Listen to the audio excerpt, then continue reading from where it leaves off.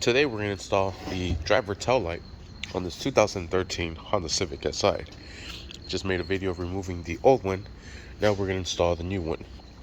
Alright, first thing we're going to do is just slide this into place.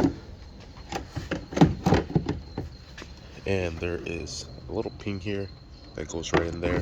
Just make sure everything is nice and lined up. And then compress it in, just like so. Alright, inside there is 4 nuts we're going to secure down. There's the stems there, bolts sticking out. There's 1, 2, 3, and 4.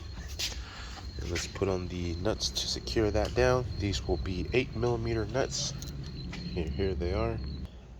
And secure them down with an 8mm socket. Next, what we're going to do is secure all these pigtails into place. This one goes right back here, and then these just fall into place here and here. This one's going to be the trickier one, and then this goes right there, just like so. Alright, once we have everything back into place, we'll secure this back down, and we'll use the clips to secure these down. There's a total of 3 of them here. Alright, and there we have it, and that is how you install the driver tail light on this 2013 Honda Civic SI. Thank you for watching. Please like and subscribe.